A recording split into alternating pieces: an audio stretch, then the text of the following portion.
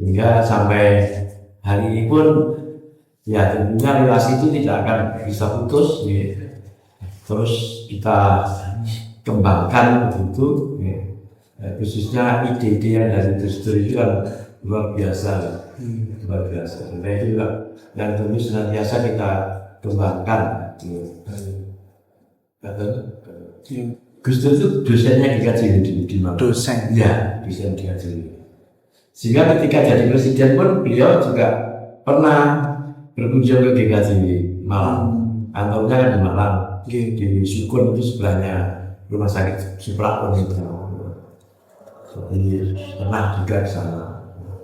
Ya terus terang saya nggak jadi mahasiswanya ya. Iya saya nggak jadi mahasiswanya. Tapi dari kisah-kisah yang ada ini memang Gus Dur sudah dekat dengan GKJW, khususnya juga dengan ketua GKJW waktu itu Pak Profesor Wismo Adi, gitu. Dia begitu akrab dengan Gus Dur. Ada hal yang lucu ya Gus Dur waktu di Malang itu. Waktu kunjungan di Majelis Agung, jadi saat itu istilahnya Majelis Agung Malang. Itu ketika mau makan, ya, itu kan seleksi dulu ya, makanya itu di seleksi di sampai dinyatakan aman kan begitu karena presiden. Ya, tapi ketika dia mau makan, justru dia tidak mau. Dia tanya, langganan rujak sing ngarep iki sing ono ta. Langganan rujak sing ngarep iki sing ono ta. Akhirnya mencarikan rujak itu. Ya tadi makannya sudah siap dan itu pernah seperti itu juga. Niku jenengan teng mriko posisi. Nah di sini. Bahkan kalau Gus Dur yang pertama pun juga di sini kok di halaman depan. Gus Dur yang mengadakan dari waktu itu ya bersama-sama ya ada Gus Durian. Terima kasih. Saya kira Gus Dur sebelum menjadi presiden kita, beliau sudah cukup dekat ketika itu tentu saja sebagai masyarakat Tionghoa.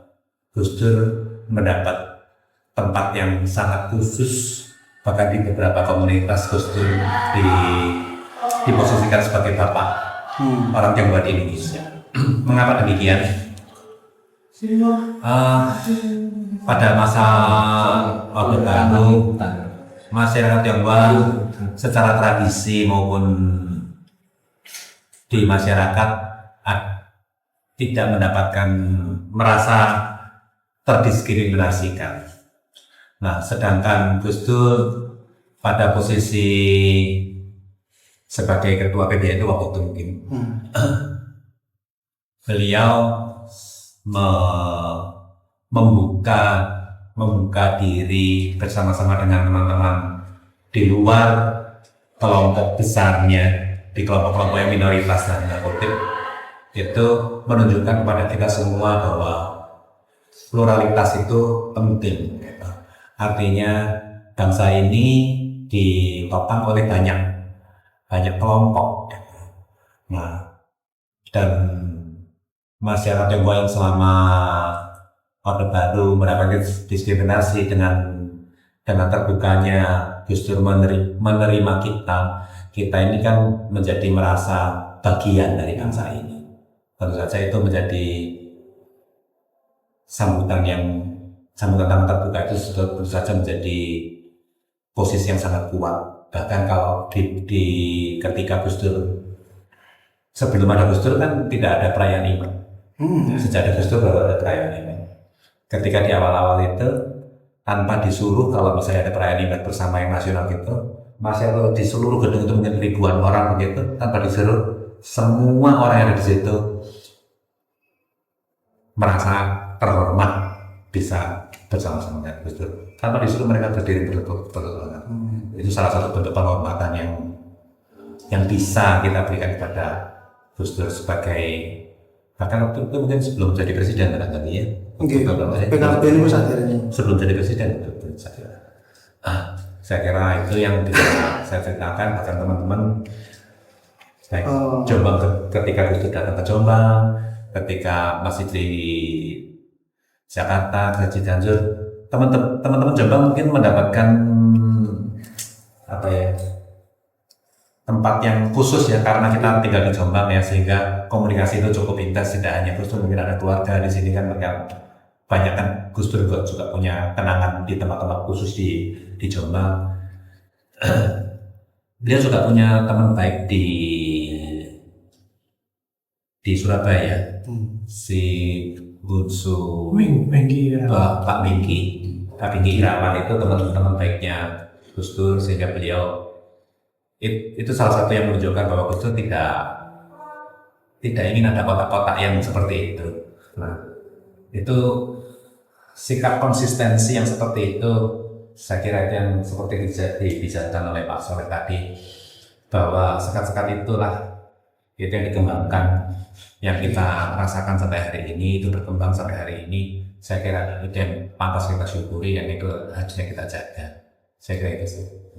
Mungkin ada saling ada kaitannya ya antara perayaan Imlek dengan agama Konghucu yang menjadi salah satu agama yang diakui di Indonesia.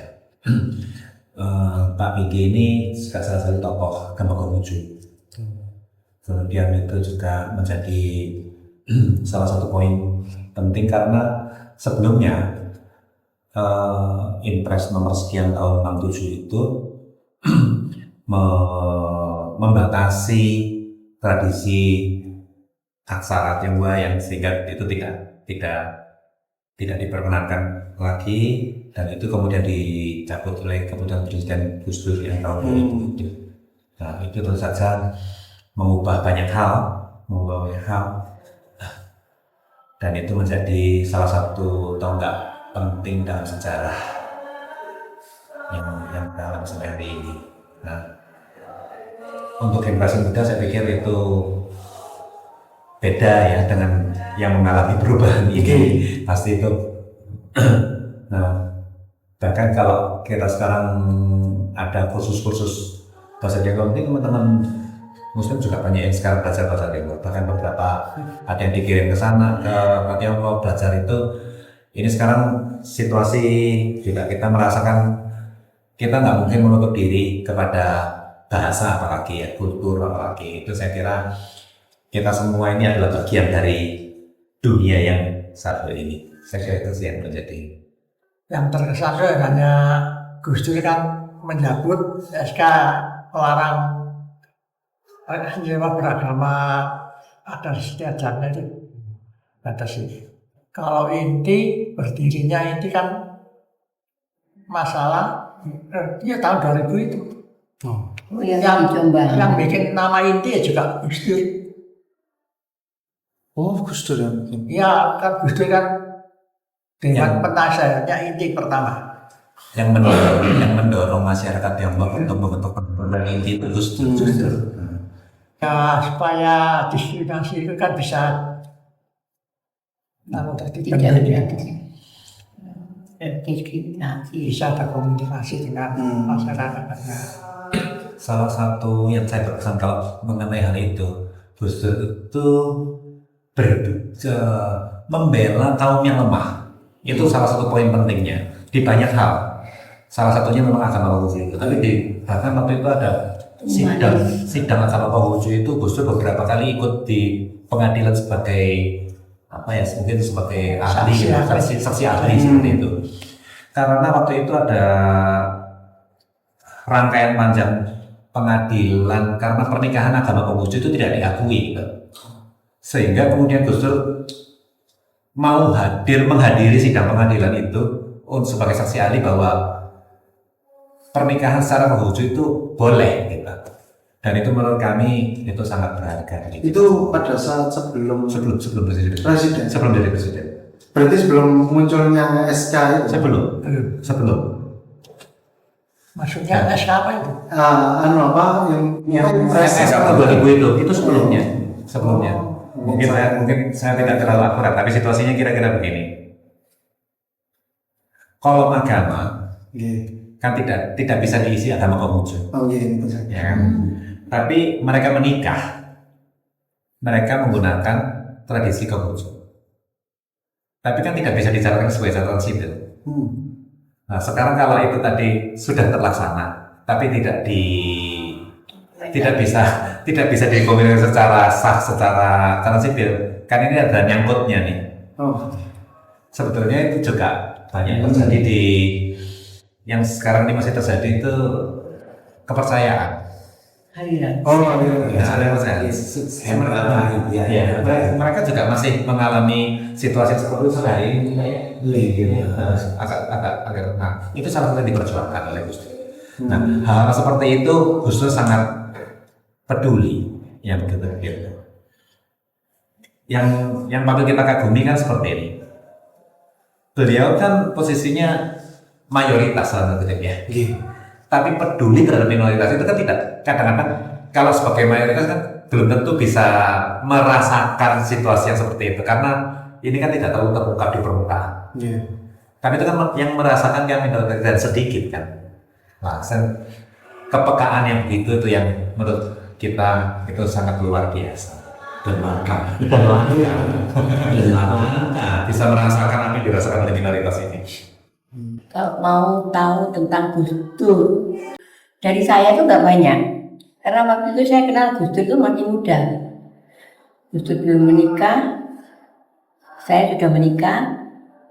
Yang saya tahu, saya kenal dengan Gus Dur itu waktu dia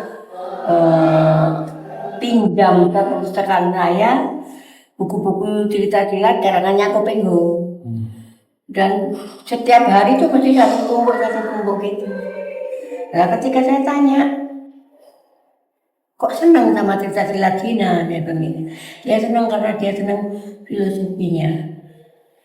Nah, setelah itu ya, cuman begitu aja. Kemudian waktu Gus Dur sudah entah pergi kemana, saya juga repot dengan keluarga, kita tidak ada hubungan lagi. Saya juga tidak giat di organisasi sosial, belum giat di situ. Saya juga tidak tahu ceritanya Gus Dur. Yang tahu ya anak-anak muda ini, kalau Gus Dur jadi ketua NU, jadi apa itu saya belum tahu. Saya belum terjun ke situ. Terjunnya itu setelah Gus Dur jadi presiden itu. kesan pertama saat Gus Dur pinjem buku itu belum? Kesan pertama tuh awalnya saya tidak berani tanya. Tapi kok setiap hari satu gitu, terus ya itu saya baru berani tanya. Dia suka memang. Ya itu menjadi penasaran jadi angan-angan saya. Waktu saya ketemu Mbak Anita, tapi Gus Dur sudah meninggal, itu saya tanyakan ke Mbak Anita. Dulu saya pernah kenal orang yang orangnya gini loh, kacamatanya tebel. Saya tanya namanya Abdurrahman gitu. Terus kok suka pinjem cerita silat Cina ya Mbak? Banyak sekali tiap hari saya tutup. Kacamatanya juga masih tebel. Opo itu Gus Dur bapaknya Mbak Anita atau gimana? Mbak Anita langsung jawab, iya Bu, itu bapak saya itu dulu bapak saya itu kalau nembak Bu Sinta itu bawa buku Kopengho itu, bilang gitu. Oh, tiba saya baru tahu itu. Niku kalau dari kacamata jenengan Gus Dur perkiraan umur berapa pas sering pinjam? Kalau sama saya lebih tua Gus Dur 2-3 tahun Pak. Waktu itu umur piro ya 20 lebih. Saya sudah 20 lebih Pak itu. 20 lebih Gus Dur itu. Mau 20 berapa tepatnya nggak tahu. Kalau sama adik iparnya Gus Dur saya kenal baik karena juga langganan buku. Namanya Mbak Siti itu. Kalau Bu Sinta saya nggak kenal. Adiknya yang kenal. Malah yang di situ tuh anaknya Mbak Titi itu Mas Iqbal itu putranya Mbak Titi itu. Kalau orang tuanya Gus Dur saya malah tahu.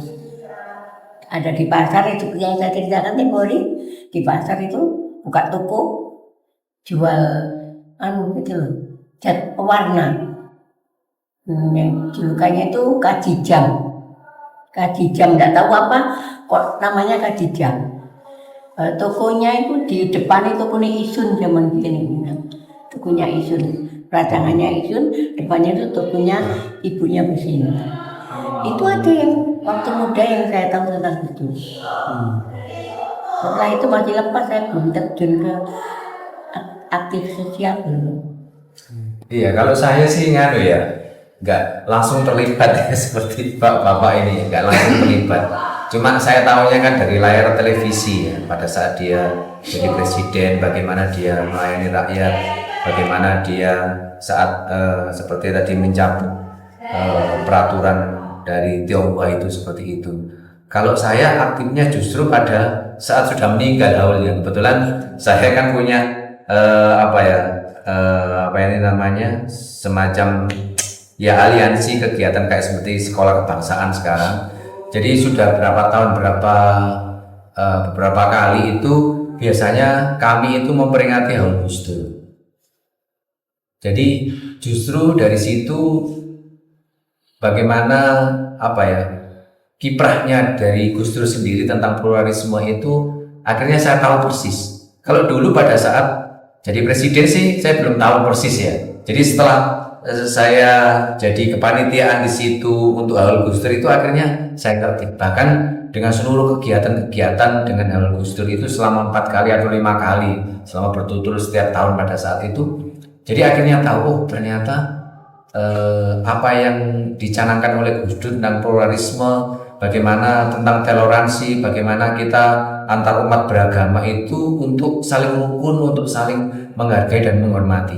Akhirnya di situ saya juga belajar di situ. Bahkan kebetulan saya di GKJW itu waktu nggak tahu berapa tahun yang lalu, saya bilang sama Pak Soleh, kira-kira kalau saya mau masuk, kebetulan di GKJW ini kan ada semacam komisi yang khusus untuk lintas agama, kaum antar umat beragama. Jadi saya ingin masuk, saya bilang sama Pak Soleh, loh gak apa-apa Mas Kris, justru saya ingin untuk orang-orang muda. Nah, di situ memang saya tertarik gitu. Bagaimana kiprahnya kalau untuk lintas agama itu supaya saya bisa tahu tentang kegiatannya seperti apa, kira seperti apa. Nah, akhirnya tahu-tahunya di Haul Gus Dur itu, apalagi kita yang sekarang masuk di dalam kegiatan di sekolah kebangsaan itu, akhirnya kita semakin tahu. Jadi kebetulan di sekolah kebangsaan itu orang-orang muda kita menggerakkan, khususnya mereka supaya diajar tentang jiwa nasionalisme, jiwa kebangsaan, kita diajar di situ. Akhirnya ya kita semacam ya juga kita mendengarkan, kita juga melatih mereka supaya mereka jangan sampai dari sisi pola pikirnya itu mereka simpang siur. Jadi simpang siurnya begini ya, supaya mereka benar-benar ditajamkan bagaimana rasa kebangsaan nasionalis kepada negara ini supaya mereka itu bertumbuh untuk jiwa orang-orang muda itu. Dan itu juga hubungannya dengan pluralisme juga dengan Gus Dur kan, bagaimana keterikatan kita dengan antar umat beragama, kita saling menghormati di situ. Jadi akhirnya sampai saat ini kalau khususnya di sekolah kebangsaan ini, akhirnya ya saya senang untuk berkumpul, untuk bisa menjaring teman-teman yang khususnya muda-muda. Dari tingkat kemarin yang beberapa bulan yang lalu seperti kegiatan di MDC, itu dari SMP saya juga heran, dari SMP pun dia ada yang bergabung, dari SMP, SMA. Jadi kita ngundang narasumber yang sekiranya mereka yang berjiwa nasionalisme lah seperti itu, atau berjiwa kebangsaan, yaitu kita undang sebagai narasumber seperti itu. Saya pikir ya maaf, dari saya pribadi saya tidak tahu kiprahnya, maksudnya seperti bapak dan ibu di sini yang langsung bisa berbicara, yang langsung bisa mendengar langsung Gus Dur, saya nggak tahu. Saya tahunya hanya dari pesawat televisi aja gitu loh. Cuman dengan saya bergabung di lintas agama itu, akhirnya saya bisa tahu ternyata dengan kiprahnya Gus Dur tentang pluralisme dan hubungan antar umat beragama itu sangatlah penting untuk negara kita yang sangat besar. Saya pikir itu aja. Ini Mas, tak tambahin deh. Gus Dur yang di Jombang itu awalnya yang mendirikan itu Pak Yusuf pernah ya di Jombang. Dulu anak-anak itu ya kumpul-kumpul biasa, terus ada pemikiran kegiatan Gus Dur yang nggak tahu tahun berapa, lupa ya tahunnya. Kemudian setelah mereka jalan, setelah Gus Dur meninggal. Heeh. Setelah mereka jalan, kita yang tua-tua ini mundur. Saya kira melanjutkan seperti yang Pak Ges tadi cerita, forum lintas agama itu Gus Dur pencetus utamanya. Di tingkat nasional waktu itu ada Romo Mani Suseno dan beberapa tokoh agama-agama yang lain. Beliau itu secara intensif mungkin bikin semacam forum, cuma ya namanya forum, saya lupa namanya, tapi forum semacam forum lintas agama seperti itu, saya lupa namanya, forum demokrasi atau apa seperti itu. Mereka secara rutin mereka melakukan pertemuan, bentuknya memang forum, dalam arti tidak institusi yang formal gitu, tapi mereka bikin bentuk forum, dan itu beliau menyarankan untuk membuat semacam forum seperti itu yang lintas agama itu di skala yang lebih kecil. Makanya di Jombang kemudian menjadi ada FKMJ itu. Mungkin FKMJ adalah salah satu forum yang bentuknya mirip seperti itu, yang salah satu yang pertama di Indonesia yang di Jombang ini, karena kedekatan Gus Dur dengan Jombang ya, dengan masyarakat Jombang, dan komunikasinya cukup intensif waktu itu. Mungkin FKMJ adalah salah satu yang forum yang awal-awal yang terbentuk dibandingkan kabupaten atau lain-lain. Penyebabnya Pak Cahyo, penyebab terbentuknya FKM itu ya coba diceritakan sekalian supaya adik-adik ini tahu latar belakangnya kenapa kok berdiri. Jadi FKMJ, Forum Komunikasi Masyarakat Jombang, itu waktu itu kita idenya begini. Sebelum 98 itu ada yang namanya BAKOM PKB, Badan Komunikasi Persatuan dan Kesatuan Bangsa. Isinya juga sebetulnya mirip-mirip seperti itu, tapi plat merah istilahnya, bentukan pemerintah. Terus di satu sisi ada semacam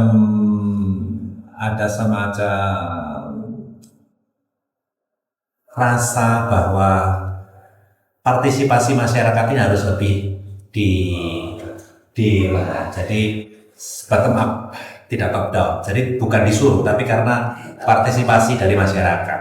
Ya. Sehingga bentuknya forum aja, jangan pemerintah yang buat dimasukkan kotak, tidak seperti itu. Jadi bentuknya memang forum itu kemudian bikinlah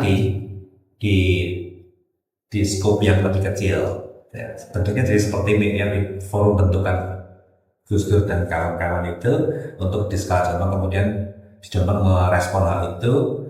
Mungkin saya kira itu FKMJ sebagai salah satu bentuk yang diinginkan oleh Gus Dur yang di skup Jombang. Saya kira itu sejarahnya. Jadi kalau FKMJ ini cenderungnya ke beragaman ini. Ya. Jadi seperti lintas agama gitu. Ya, tadi itu salah satu poin pentingnya adalah lintasnya tadi, lintas agama, lintas etnis, lintas agama, lintas budaya, persis. Itu pencetusnya ada tokoh-tokoh NU dan tokoh-tokoh Tionghoa ya. Ya. Dari NU dan tokoh-tokoh Tionghoa awal mendirikan.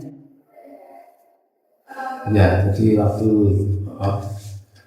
Gus Dur belum jadi presiden itu sudah ada kedekatan dengan PKJ.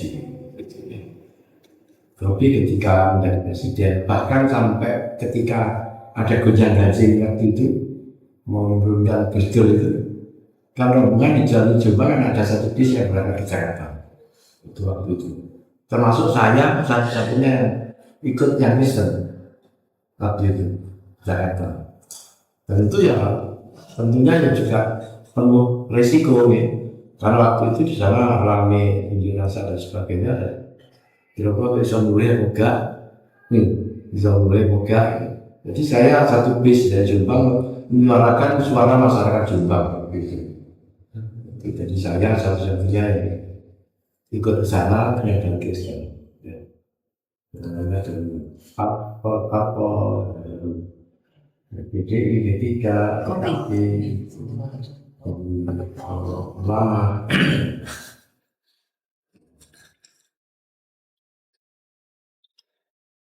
Terima kasih Pak Selain. Lalu ketika Pak Soleh juga tahu Gus Dur menjadi dosen GKJW di Malang ini. Ini kok Pak Soleh sudah menjadi tokoh GKJW di Jombang?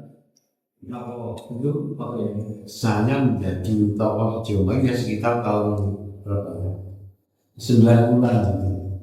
Jadi ketika Gus Dur di Malang jadi dosen itu, ya saya hanya dengar ceritanya saja, dan ketika jadi presiden, beliau juga sering mengunjungi sana di GKJW. Itu saya tahu itu. Berarti Pak Soleh ini seakan ada kedekatan dengan Gus Dur secara cerita, secara Ya, rangkaian peristiwa-peristiwa itu. Cuma Pak Soleh sendiri pernah nggak ketemu Gus Dur secara langsung? pernah. Pernah. Waktu Gus Dur kunjungan ke denanya Pak Kiai Aziz, saya sama nama Gus Dur, ke saya dikasih pojokan Kalimungu toh, gitu Gus Dur langsung jawab gitu. Pojokan gereja pojokan Kalimungu, dia dikasih. Gitu. Waktu di jalannya di Pak Kiai Aziz almarhum. Minta tolong diceritakan lebih lanjut tentang pertemuan jenengan kalian Gus Dur ini. Ya, kalau pertemuan secara empat mata itu ya enggak lah, cuma ya begitu waktu dia datang, dia saling menyatakan itu. Kan itu kan banyak orang, nggak bisa orang masuk kan nggak bisa kan itu tetapnya. Itu Gus Dur turun dari mobil, itu sudah orang udah agak etis, ya kita ya masih sempat salaman kalau Gus Dur. Gus saya GKJW, oh GKJW Kalimungu pojokan, iya Gus ya. Jadi masih ingat, ya. Termasuk dayanya luar biasa. Saya kira sangat terjadi ya. Jadi seperti yang tadi kita ceritakan bahwa Gus Dur itu justru membela yang lemah itu tadi. Jadi situasi diskriminatif itu tidak banyak orang bisa merasakan dan mengambil tindakan untuk menyelesaikan itu, dan Gus Dur melakukan hal itu. Ya. Kedua adalah mengenai kekakuan protokoler. Mungkin bapak-bapak di sini ini mungkin waktu ke Ciganjur sampai masuk ke kamarnya barangkali ya. Beberapa teman itu bisa sedekat itu gitu. Gus Dur itu mau menerima bahkan sampai di ruang-ruang privatnya gitu. Artinya kan Gus Dur itu tidak kaku, dalam arti mau menerima siapapun, bahkan orang yang dipinggirkan oleh negara seolah-olah seperti itu ya. Jadi bisa bayangkan ya, dengan posisi setinggi itu, serepot itu, mau menerima kita yang boleh dibilang termarginalkan oleh aturan. Nah itu kan artinya sangat istimewa. Bahkan mau yang tadi kita cerita bersedia menghadiri sidang pengadilan pernikahan agama Konghucu, itu kan sesuatu yang kalau ngapain gitu ya, luar biasa gitu. Ngapain sebesar posisi sebesar itu mau repot-repot membela yang lemah. Nah, itu tentu saja peristiwa besar. Itu sih yang kami bisa ceritakan. Bukan kita membayangkan Gus Dur yang sebesar itu dan GKJW yang sekecil ini mau mengundang Gus Dur. Gak mati. Yang level Itu jadi ya nggak pernah mengundang Gus Dur ya. Tapi seperti yang disampaikan tadi itu Gus Dur yang luar biasanya itu dia dengan kondisi yang seperti itu dia masih peduli dengan kaum lemah. Ada satu cerita di Kalimungu ini di Pasar Pon ini ada orang Budayan. Budayan itu di Jaya, ya itu Jaya. Nah dia sengketa dengan tanahnya, sengketa dengan tanahnya payahnya dia hanya tanahnya berapa itu 2 meter kali berapa gitu, itu sampai Jombang kalah, di Jawa Timur kalah. Akhirnya sampai dia lari ke Gus Dur, Gus Dur di MA, ya akhirnya menang di Gus Dur. Juga sekarang itu ini kalau dengan kalau di Pasar Pon ya jalan ada kota yang kecil seperti itu, ya itu Itu dibilang betul itu. Luar biasa, bayangkan ya. Orang yang seperti itu dibilang betul. Kepeduliannya terhadap kaum itu nyata. Dia tidak apa ya, tidak hanya ngomong tapi langsung, Kemudian iya langsung eksekusi, langsung praktek. Kami sangat mengapresiasi dan mendapatkan tempat yang sangat-sangat istimewa di masyarakat Tionghoa. Kalau saya pribadi yang tentang Kebebasan. itu salah satunya adalah yang cerita tentang yang forum lintas agama tadi dalam segala macam namanya ya, tapi formatnya kurang lebih seperti itu adalah jejak besar yang dicetuskan dan kemudian masih bisa berkembang sampai hari ini. Forum lintas agama itu menurut saya sangat-sangat penting. Tadi kalau kita cerita tentang pluralisme atau pluralitas itu, bukankah kita tidak bisa disangka lagi, kita tidak bisa menyangka lagi bahwa bangsa ini adalah bangsa yang besar. Sinergi antar anak bangsa ini itu yang harus kita jaga.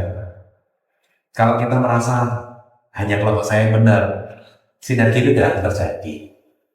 Nah, kemampuan Gus Dur sebagai bapak bangsa menjaga bahwa ada orang lain di sekitar kita, itu yang kita jaga sampai hari ini. Saya kira itu yang sangat penting untuk kita hayati dalam diri kita masing-masing. Saya mungkin bisa cerita sedikit mengenai sekitar peristiwa 98.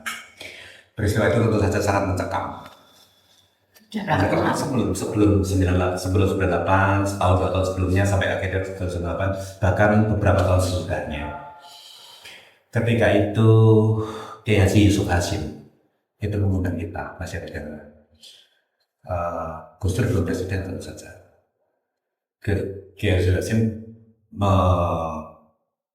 membuka pondok pesantren Kelirang, menyediakan tempat buat masyarakat seandainya terjadi kerusuhan. Dan itu apa ya? Itu bukan kata-kata kosong. Itu nyata dan bisa dirasakan mencekamnya seperti apa. Dan kita nggak tahu apa yang sedang terjadi kan nggak ada yang tahu nih. Ya, dan akan menjadi bagaimana kan nggak ada yang tahu. Ya, tentu saja apa yang akan terjadi sebenarnya di Jakarta ada apa sih? Serba dari sebatas yang ada di media aja. Ya, tidak ada handphone siaran seperti sekarang pandangan nggak ada. Kita tahunya hanya sebatas dari media.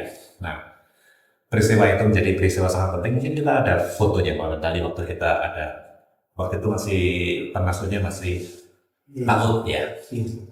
Itu yang menurut saya salah satu langkah besar. Dan itu nyata. Itu kita mengalami peristiwa-peristiwa itu. Mudah-mudahan peristiwa pahit itu tidak terjadi lagi. Tidak terulang kembali. Saya kira hubungannya begini.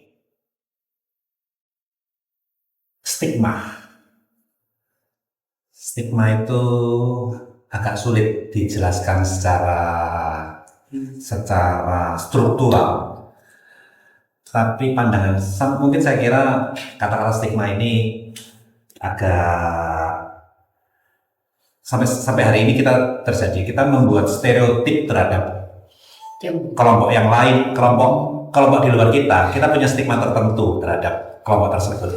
Oh, kelompok itu punya gambar ciri umumnya begini, gitu. Itu kan stigma. Gitu. Belum tentu seluruhnya seperti itu kan. Nah, peristiwa ekonomi tadi tentu saja itu ada kisah geopolitik dan seterusnya. Kita tidak bisa secara spesifik itu penyebabnya. Tapi itu kan ada rangkaian. Waktu itu ada Krismon itu kan asalnya kan krisis ekonomi yang di Thailand. Kemudian kemana-mana, terus salah satunya kalau Perdana Menteri Malaysia itu kan salah satu yang menuduh George Soros mengguncang perekonomian Eropa Timur dan Asia Tenggara, itu kan semua terguncang, itu kan menyeret kemana-mana. Nah, sehingga guncangan ekonomi itu membuat guncangan politik juga. Saya kira itu yang menjadi salah satu pemicunya perubahan politik saja. Dan saya kira kita di daerah begini tidak terlalu bisa menjelaskan peristiwa-peristiwa yang politik yang dari semakro itu ya. Saya kira itu perlu kedalaman yang cukup untuk menjelaskan peristiwa-peristiwa demikiannya. Kayaknya. Mungkin saya bisa cerita begini lah. Kita ini hidup bermasyarakat dalam skop kecil bertetangga gitu aja. Kita kan nggak mungkin tetangga kita ini sama dengan kita, nggak mungkin anak tetangga itu sama dengan anak kita gitu kan. Situasinya pasti berbeda dan ada keragaman itu, dan itu pasti ada dinamikanya. Nah, sejarah ini bergerak nih dari tahun ke tahun. Yang masa lalu kita mengalami seperti itu, sekarang keadaannya seperti ini. Saya kira yang penting adalah kita ini menjadi sangat penting bagi kita ini adalah bagian dari bangsa ini. Kalau kita menjadi bagian dari bangsa ini, konsekuensinya apa? Sekarang ini kita sebagian besar, kita ini punya anak-anak lah ya, segenerasi anak muda ini, kita ini sangat terpengaruh oleh handphone lah, dan segala isinya. Itu kan tantangan zaman ini, yang tidak menjadi tantangan zaman kami. Ketika itu tidak ada handphone, ya kan? Ini bisa menjadi toksik bagi kita semua kan. Tidak hanya nanti Mbak. Itu kan tantangan kita bersama, ya kan. Kalau anak-anak kita ini sehari lebih dari 20 jam megang ini, bagaimana mereka bisa peduli dengan tetangganya itu saya pikir.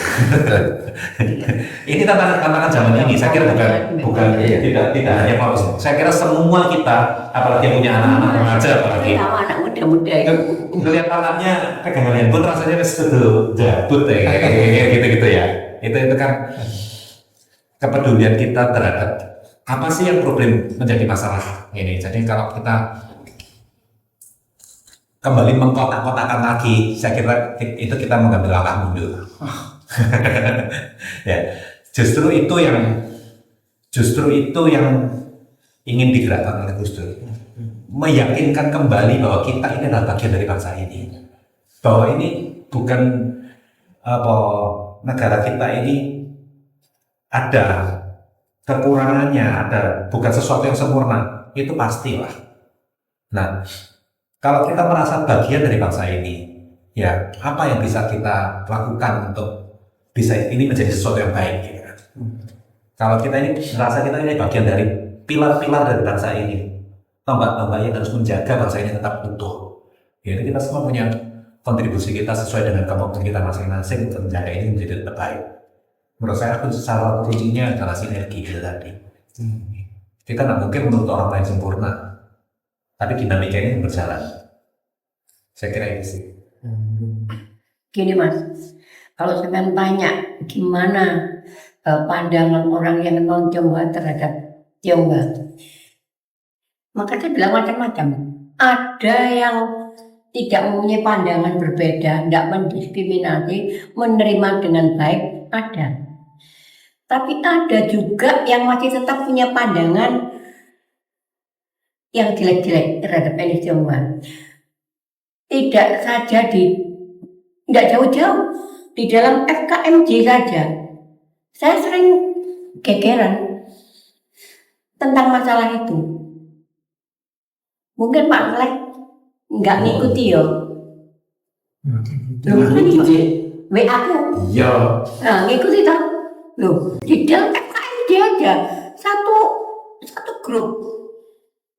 Saya yang paling keras kalau ada statement yang mendiskriminasi Tionghoa, saya kebacut. Ya enggak kebacut, yang biasa-biasa saja saya enggak apa-apa. Kalau yang kebacut memang saya yang paling keras. Di situ tak lawan sama saya. Bapak ini bingung bapak. Paling enggak nanti habis. Mana saya? Ada mas yang gitu. Nah itu loh. Gimana? Wong di FKMJ saja yang satu kelompok gitu aja masih ada pandangan yang seperti itu. Dan itu kalau tidak ada orang yang berani memberikan wawasan. Makanya saya kalau bilang, buat semua itu dikasih wawasan kebangsaan biar ngerti. Tapi ternyata sawangannya kayak pinter-pinter wawasan kebangsaan. Padahal wawasannya itu hanya sedikit. Itu. Niki yang terakhir nih. Mungkin dari Pak Yusa saged apa ya, beri pesan ke yang muda-muda ini apa ya, inovasi lagi untuk persatuan ke depan terus dan lain-lain. Kalau saya ya, anak muda, jangan meninggalkan ajaran Gus Dur tentang humanis, kemanusiaan. Kita semua ini sama. Makanya kita setiap tahun tuh mengadakan Haul Gus Dur itu juga untuk mengingat kembali ajaran-ajaran Gus Dur tentang kemanusiaan. Jadi tidak ada kok Gus Dur itu membeda-bedakan ini dengan ini dan itu tidak ada kalau Gus Dur. Makanya itu yang paling dihormati sama elit Jawa. Makanya anak muda jangan pernah mendengarkan statement-statement yang bertentangan dengan ajaran Gus Dur. Kalau untuk menjaga NKRI, jangan meninggalkan Sumpah Pemuda. Itu aja. Kalau kamu pegang sama pemuda. Kalau yang lain kalau Bapak Isa. Sudah tua ya, muda. Ayo nuturi anak nuturi. Jadi ngomong apa entar. Ayo Mas Kris, Pak Cahyo. Anak muda ya. Pak Kres, monggo Pak Kres. Pak Kris. Pendapatannya dia. Ya kok mari sih ganti arek nang tak takoki ganti. Oke. Iya, kebanyakan ya maaf untuk muda-mudi itu kan kebanyakan terlalu ini ya egonya yang ditinggikan ya, seolah-olah dengan kelompok mayoritas dengan idealisnya yang seperti itu mereka seolah-olah bahwasanya dia dapat dapat dukungan dari siapapun gitu. Tapi yang jelas dengan prinsip Gus Dur yang sudah diterapkan ke kita dan kita juga sudah belajar, ya setidaknya kita dimampukan untuk lebih mendalami dengan semuanya. Saya ambil contoh misalnya yang seperti Tionghoa tadi ya. Saya pernah ada cerita dari istri saya bahwasanya ada satu sekolah anaknya itu nggak mau disekolahkan di situ. Dan dengan alasannya ada etnis ini, ada agama ini gitu. Terus saya kembali tanya sama istri saya, kok aneh sih? Terus saya pernah lihat video nggak tahu ini sudah lama videonya. Ada seorang dari tokoh agama. Waktu itu dia masuk ke gereja. Kenapa sih kita kok repot-repot kita mengucapkan salam aja? Misalnya kita mengucapkan salam selamat hari Natal misalnya. Masa besok kita jadi orang Kristen? Atau misalnya kita mengucapkan selamat hari pahlawan, masa kita besok jadi Power Ranger? Nah seperti itu. Jadi saya ingat video itu dan akhirnya saya share sharing dengan istri saya seperti itu. Apakah seperti itu nanti misalnya temanmu atau anaknya itu jadi seperti itu kalau masuk sekolah di situ? Sebetulnya itu kan hanya kekhawatirannya diri aja, kekhawatiran ya itu tadi loh, idealisme dan egois seperti itu dari orang tua terhadap anaknya. Padahal kalau kita belajar dengan pluralisme, kalau saya sendiri pribadi saya sudah cerita ke mas-mas bahwasanya saya belajar untuk masuk di dalam lintas agama itu ya supaya saya dapat ilmu pelajaran seperti itu. Oh ternyata di kalangan lintas agama itu seperti ini. Oh ternyata saya bisa kenal pada semua etnis, budaya, agama siapapun saya bisa mau belajar dari situ. Dan itu saya pribadi saya mendapatkan pelajaran yang berharga dari situ. Akhirnya ya semacam bisa jadi nanti terbawa ke saya. terbawa ke saya itu gini, contohnya misalnya saya pribadi sekarang ya, misalnya saya berdoa, misalnya saya ke gereja atau di rumah berdoa, saya tidak hanya berdoa untuk kalangan keluarga saya, untuk teman-teman saya yang sama Kristen, tidak. Saya juga berdoa, misalnya contohnya pada beberapa tahun yang lalu, pada haul Gus Dur, pada saat itu musim hujan, ya saya pribadi saya berdoa supaya jangan hujan Tuhan, supaya nanti ini dilancarkan acaranya. Ya saya betul, saya berdoa secara pribadi.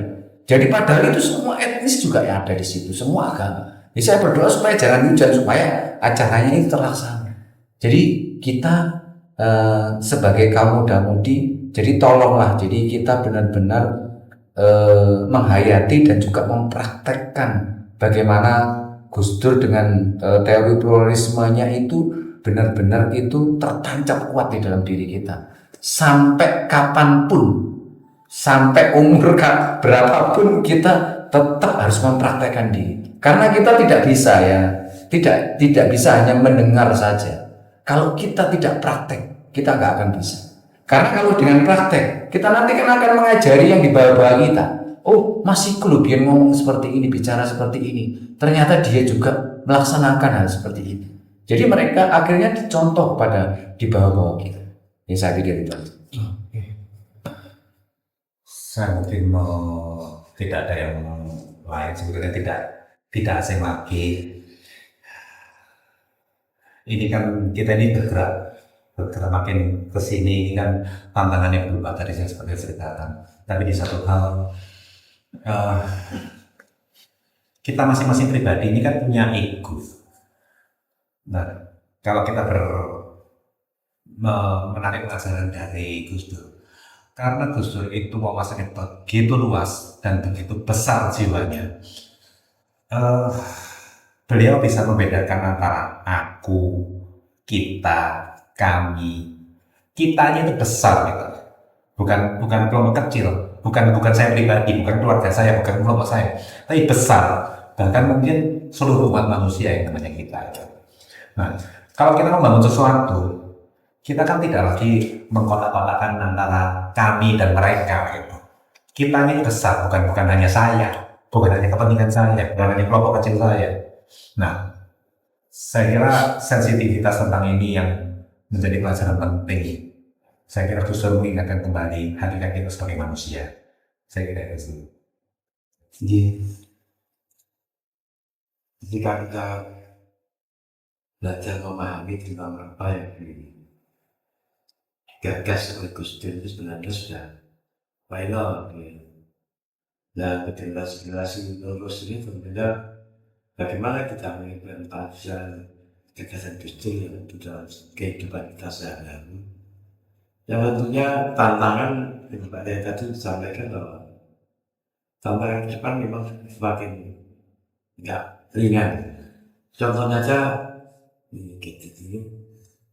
ini juga kan bagaimana kita ini bisa menjauhkan yang dekat tapi bisa mendekatkan yang jauh. Ini ya, menjauhkan yang dekat tapi mendekatkan yang jauh. Jadi kadang-kadang kita juga melihat kalau satu keluarga misalnya ada bapak, ibu, anak, ponakan, ketika bertemu itu yang dipegang semuanya sehingga ya seakan-akan tidak kenal dengan. Nah ini yang tentunya menjadi satu sisi yang sisi ini merupakan tantangan bagi generasi penerus lebih kalau sampai terus begini. Bahkan anak kecil, cucu saya yang umur 1,5 tahun itu sudah happy sudah. Ini bahaya ya, ini bahaya. Ini sehingga ya tadi happy. Akhirnya yang dekat menjadi yang jauh, menjadi jauh. Jadi yang jauh dengan video call kita bisa ngomong, ini satu sisi memang mengenakan hidup di masa kini itu ya satu sisi memang enak, tapi di satu sisi itu penawaran yang begitu luar biasa melalui ini pun juga banyak orang yang pada akhirnya ada judi online, ada judi yang ada di sini, nah ini kan bahaya gitu. Nah yang jelas nanti generasi ya sebagai upaya ya seperti tadi Mas Kris, ada sekolah kebangsaan, ya ada peringatan haul itu mengenang bagaimana jasa Gus Dur, apa yang ide Gus Dur tetap dikenang, sehingga ketika kita mengenang itu paling tidak kita masih ingat gitu, masih ingat. Bagaimana kalau tidak pernah dihauli gitu kan ya akhirnya akan lupa. Dan ini juga penting, memang penting haul Gus Dur penting. Dan memang seperti tadi saya sampaikan, Islam sendiri ada yang tidak haul, tapi Kristen pun juga begitu. Ada yang nggak mau haul, ya ada Kristen sendiri ada. Tapi ya puji Tuhan sekarang ini walaupun dia tidak teologinya seperti itu, tapi sekarang sudah mau lah, kalau mau gabung, ayo kita adakan kegiatan mengenai Gus Dur. Itu sudah mulai tampak. Itu yang sangat luar biasa. Sehingga ya pesan saya generasi muda yang tetap ya harus mengingat. Terus bagaimana cara mengingat ya? Jadi setiap tahun ya kita adakan seperti ini, diadakan haul, itu akan terus teringat terus apa yang digaungkan oleh Gus Dur ini, kita akan bisa lupa. Di Kristen itu ada haul juga. Ada. Jadi di Kristen itu juga ada yang 3 hari, 1 minggu, ya ada yang 100 hari, ada. Tapi ada yang tidak sama sekali. Ada yang tidak sama sekali.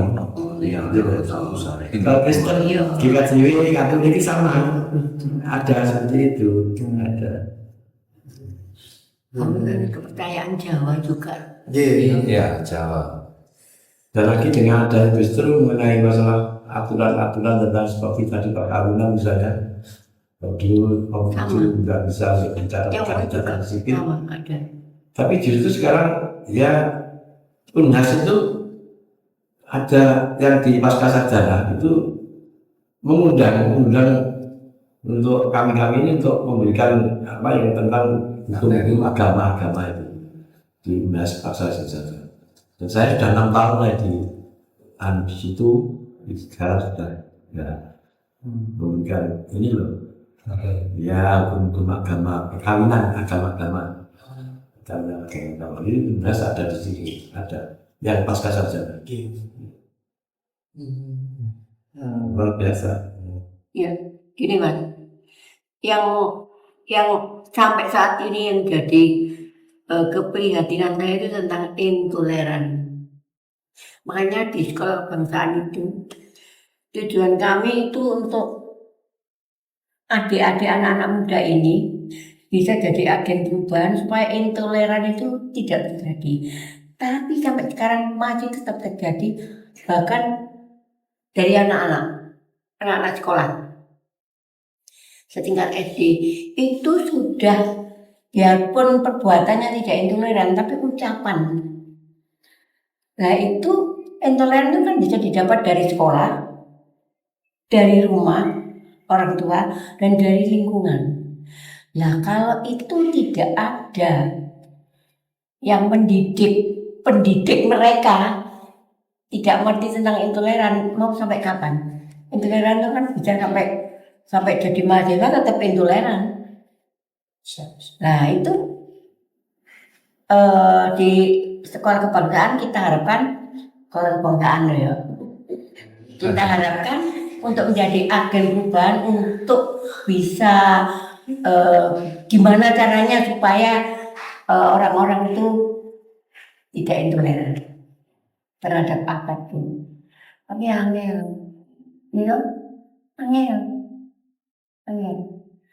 yang tak lihatkan tuh ibu-ibu yang wawasannya kurang, tidak bisa mengingatkan anak ini bisa jadi intoleran sampai kecil. Terus orang pemerintah juga orang penanganannya mau gimana? Ya saya nih. Gimana harus yang pendidikan? Cukup selalu semua semantan. Kalau aturakan matur suwun sangat Terus kemudian nganggo kali panjenengan kanten. Sekian terus terakhir. Mau tanya lagi. Sama. Bukan mau tanya sih, mau mendengarkan. Ini kita semua kan ini di bulan Gus Dur. Kita semua pasti rindu dengan sosok Gus Dur. Apalagi narasumber yang ada di depan. Cuma kak saya pribadi bahkan kami mungkin yang ada di barisan ini bingung mau merindukan Gus Dur itu dalam hal apa. Kita mungkin masih bingung hal itu. Nah, kami mau